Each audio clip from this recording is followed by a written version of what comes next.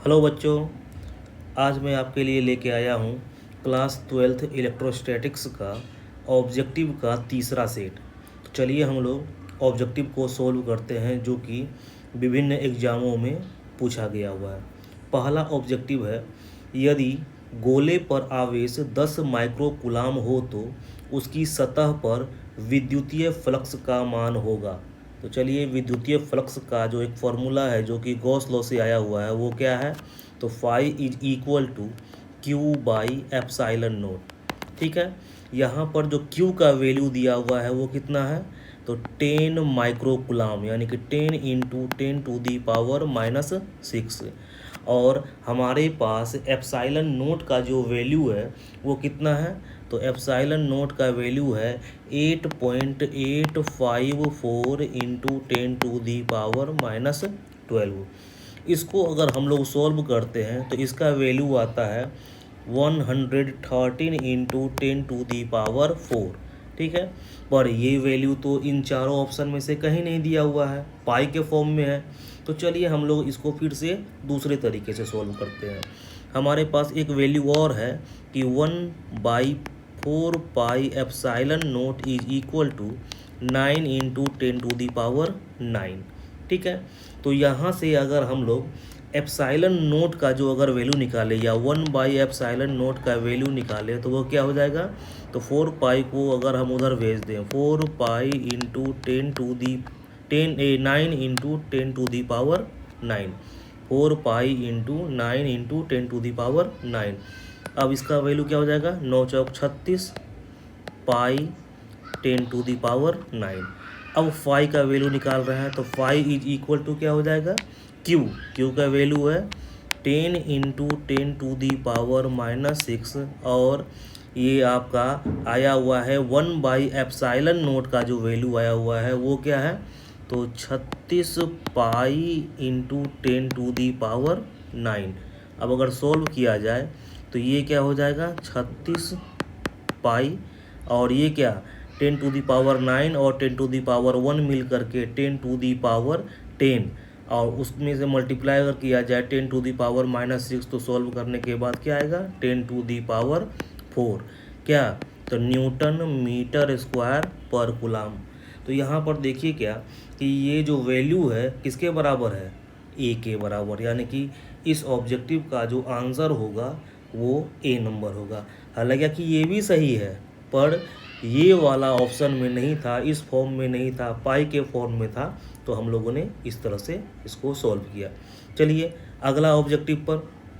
तो अगला ऑब्जेक्टिव कह रहा है क्या कि यदि अगला ऑब्जेक्टिव है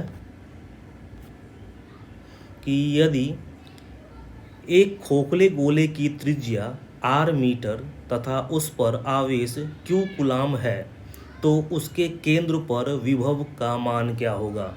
तो देखिए क्या कि यहाँ पर एक गोला बनाया गया, खोखला गोला, और सभी लोग जानते हैं कि खोखले गोले पर जो आवेश होता है वो कहाँ होता है, तो उसकी सतह पर। कहाँ मांगा जा रहा है विभव का मान, इसके केंद्र पर। तो एक तरह से कहा जाए क्या कि चार्ज से रेडियस के बराबर, मतलब क्या, r दूरी के बराबर जो है पोटेंशियल का मान क्या होगा।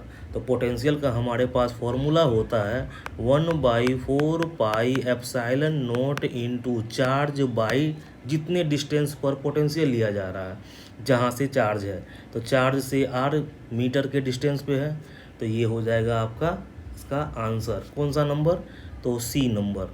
ठीक है, चलिए अगला ऑब्जेक्टिव क्या कह रहा है कि किसी विद्युतीय क्षेत्र में चालक को रखने पर उसके अंदर विद्युतीय क्षेत्र का मान क्या होगा। तो सभी लोग जानते हैं कि किसी भी चालक के अंदर का जो विद्युतीय क्षेत्र होता है वो कितना होता है, शून्य होता है। तो इसका आंसर क्या हो जाएगा आपका, शून्य।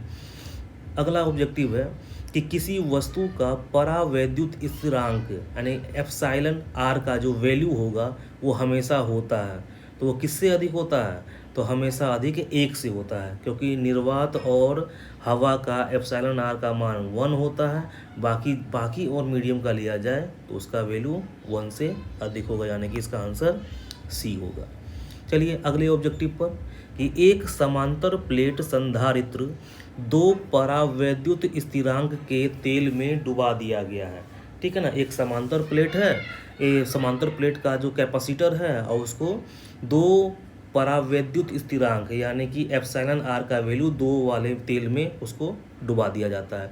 तो दोनों प्लेटों के बीच का जो विद्युतीय क्षेत्र क्या होगा, तो हम लोग जानते हैं एक फॉर्मूला विद्युतीय क्षेत्र के लिए कि E इज इक्वल टू क्या होता है, तो sigma by epsilon not into epsilon are.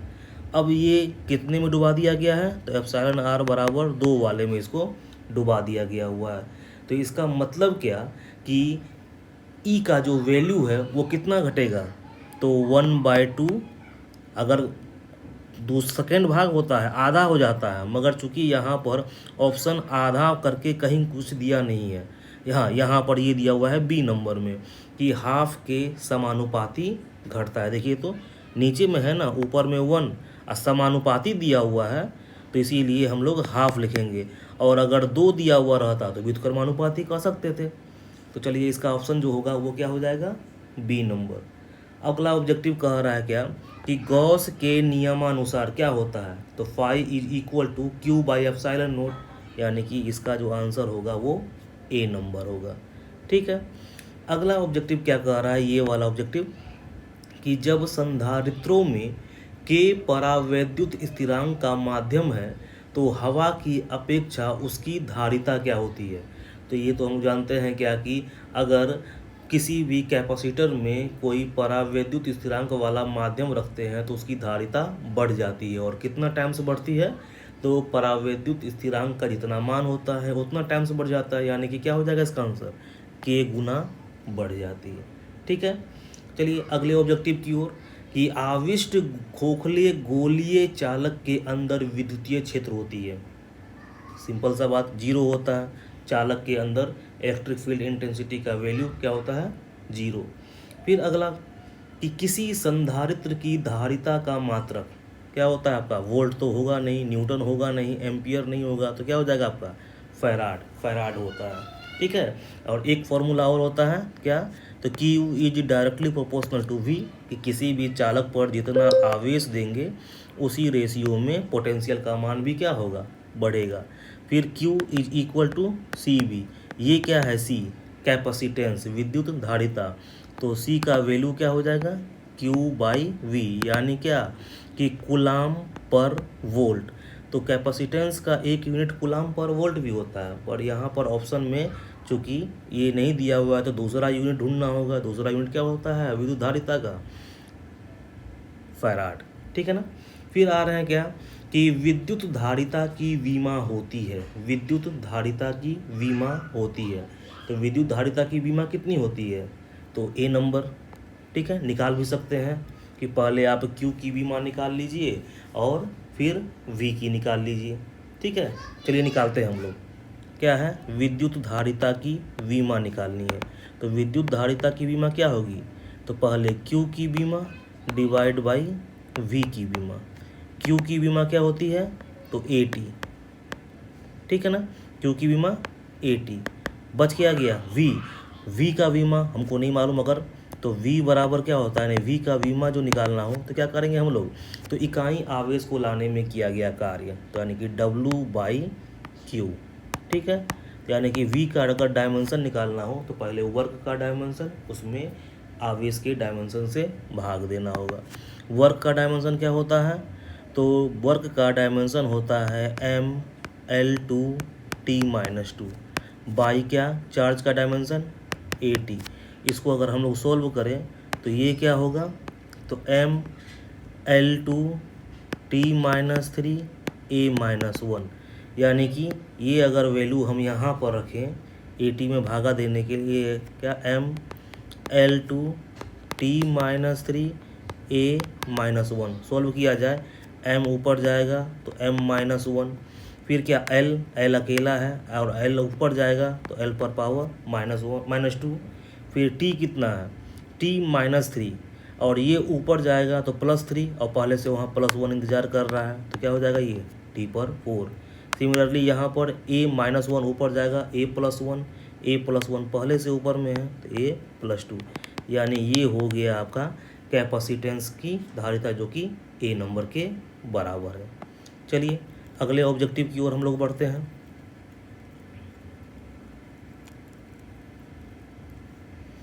अगला ऑब्जेक्टिव है कि आवेशित खोखले गोलाकार चालक के केंद्र पर डैश होता है क्या, तो विद्युतीय क्षेत्र। तो चूंकि खोखला गोला है, अंदर जहाँ भी लेके चले, चाहे केंद्र पर लेके चले चाहे कहीं भी लेके चले, अगर खोखला गोला है तो उसके अंदर क्या होगा, तो विद्युतीय क्षेत्र का मान जो होगा वो जीरो होगा।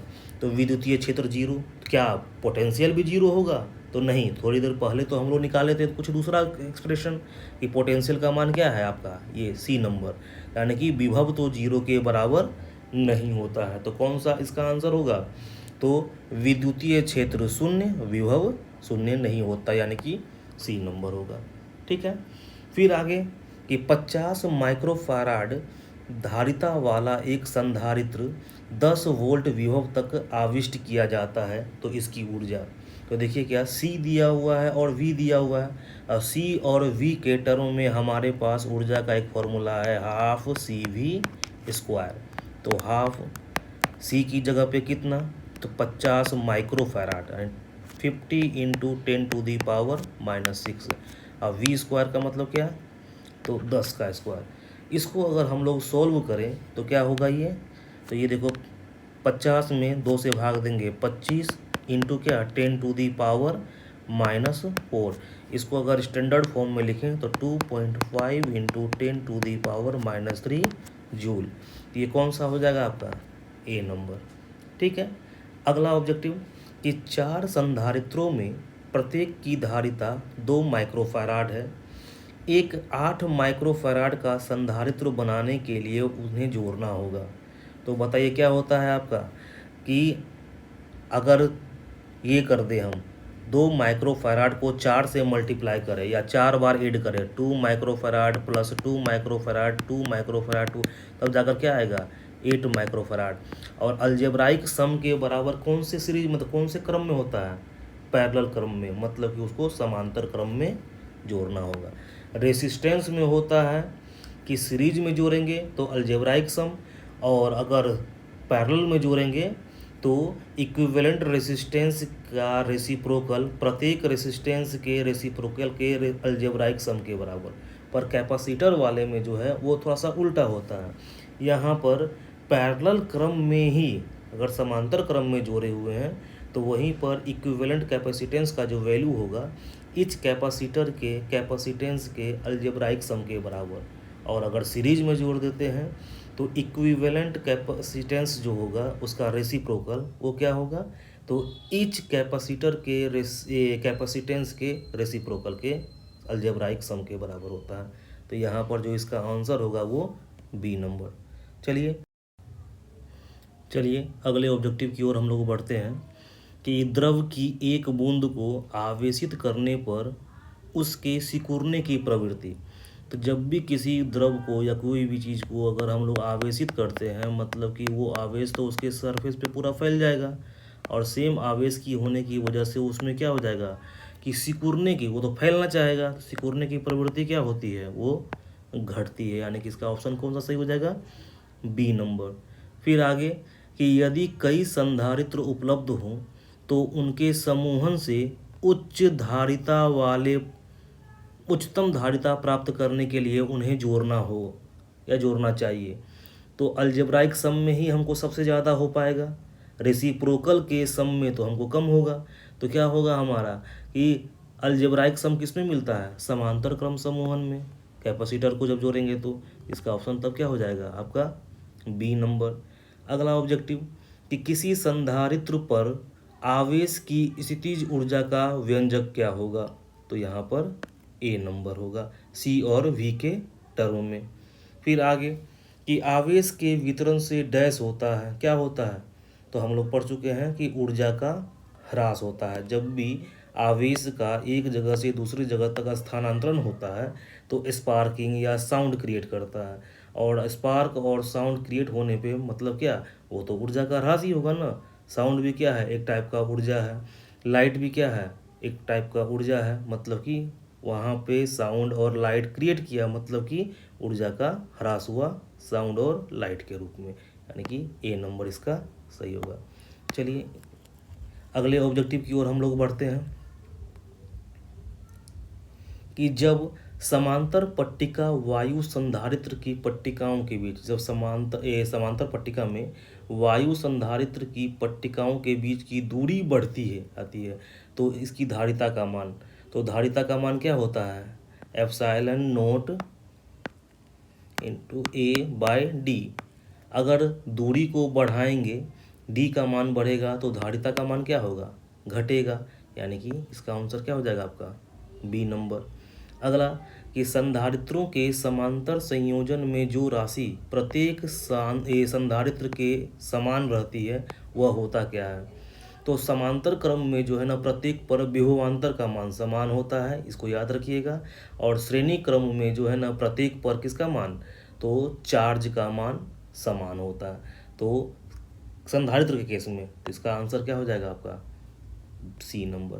फिर आगे क्या कह रहा है कि समान धारिता के n संधारित्रों को पहले समांतर क्रम में जोड़ा गया है। n संधारित्र समान धारिता वाला समांतर क्रम में, यानी कि इक्विवेलेंट कैपेसिटेंस जो होगा वो NC के बराबर, इसको हम CP कर दे रहे हैं। फिर श्रेणी क्रम में जोड़ा जा रहा है, यानी कि CS जो होगा श्रेणी क्रम में इक्विवेलेंट कैपेसिटेंस बराबर क्या हो जाएगा आपका C/N। तो कह रहा है दोनों अवस्थाओं में तुल्य धारिताओं का अनुपात, यानी कि CP/CS बराबर क्या होगा, तो N/C डिवाइड बाई C/N। तो क्या N/C, ये N ऊपर जाएगा और बटा C और C कट गया, क्या हुआ यहाँ पे N², यानी कि ये C नंबर सही होगा। चलिए अगले ऑब्जेक्टिव की ओर कह रहा है क्या कि 10 माइक्रोकूलाम और -10 माइक्रोकूलाम के दो बिंदु आवेश वायु में परस्पर 40 सेंटीमीटर की दूरी पर रखे गए हैं, तो निकाय की वैद्युत स्थितिज ऊर्जा होगी। तो देखिए हमारे पास वैद्युत स्थितिज ऊर्जा का एक फॉर्मूला क्या है, तो 1/4 pi epsilon note into Q1 Q2 by R²। तो 1/4 पाई एप्सिलॉन नोट का वैल्यू 9 इंटू 10⁹ इंटू पहला चार्ज प्लस 10 माइक्रोकूलाम यानी 10 इंटू 10⁻⁻6। दूसरा क्या, तो -10 इंटू 10⁻⁻6। और उसके बाद क्या, तो दोनों के बीच की जो दूरी है वो कितनी है, तो दोनों के बीच की दूरी 40 सेंटीमीटर। अगर उसको SI में लिखें तो 40 10⁻², 100 से भाग दे दिए। अब इसको सोल्व करने के बाद हमारे पास क्या आ रहा है, तो ये तो हो जाएगा पहले 9 इंटू 40, यानी क्या, सॉरी 9, ये जीरो बाद में हम कंसिडर करेंगे, पहले 9/4 यानी क्या 2.25, यहाँ हम नेगेटिव साइन नेगेटिव। फिर क्या देखिए तो 10⁻+9 +9, फिर क्या 10⁻⁻6, फिर 10⁻⁻6 यानी कि -12, और -12 और ये 10 और ये 10 यानी क्या 10⁻2, यानी क्या हो जाएगा यहाँ पर 10⁻−10।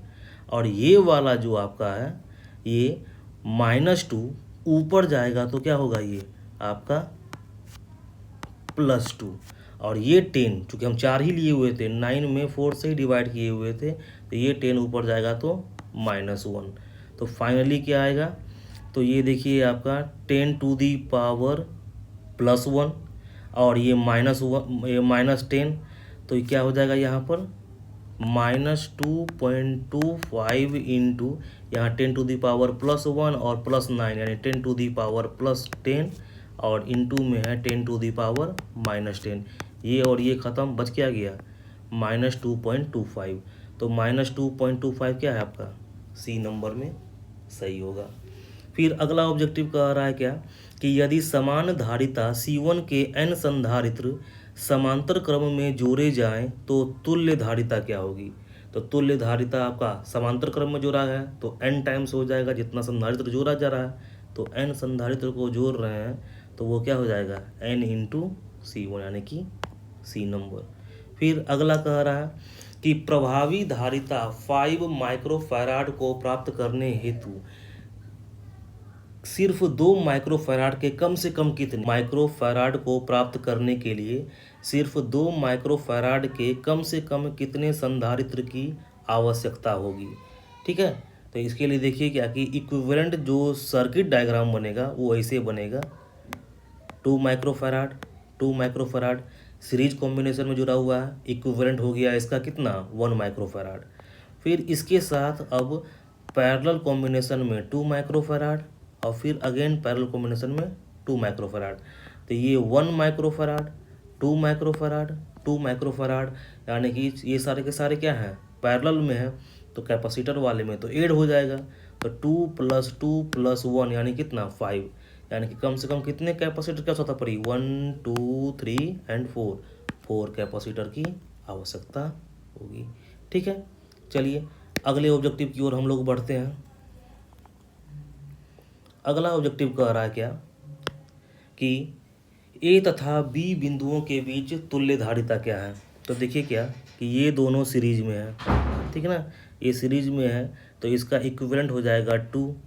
फिर इसके साथ 2 वाला क्या है पैरेलल में है, तो पैरेलल में है तो क्या हो जाएगा वो तो ऐड हो जाएगा। तो ये इन तीनों का इक्विवेलेंट हो जाएगा 4 माइक्रोफैराड। अब 4 माइक्रोफैराड के साथ 4 माइक्रोफैराड ये और 4 माइक्रोफैराड ये सीरीज में है, तो क्या हो जाएगा आपका सीरीज में है तो हो जाएगा 4 माइक्रोफैराड बाई 3 इतना हो जाएगा, यानी 4/3 माइक्रोफैराड बी नंबर। चलिए अगले ऑब्जेक्टिव में कि 3 संधारित्रों जिनमें प्रत्येक की धारिता C है श्रेणी क्रम में जुड़े हुए हैं तो उनकी तुल्य धारिता C/3। ठीक है, चलिए अगला कि 1D ग्राफ जनित्र एक ऐसी युक्ति है जो उत्पन्न करती है। तो 1D ग्राफ जो जनित्र जो है जनरेटर जो है वो हाई वोल्टेज को प्रोड्यूस करती है, यानी कि इसका आंसर आपका C नंबर हो जाएगा।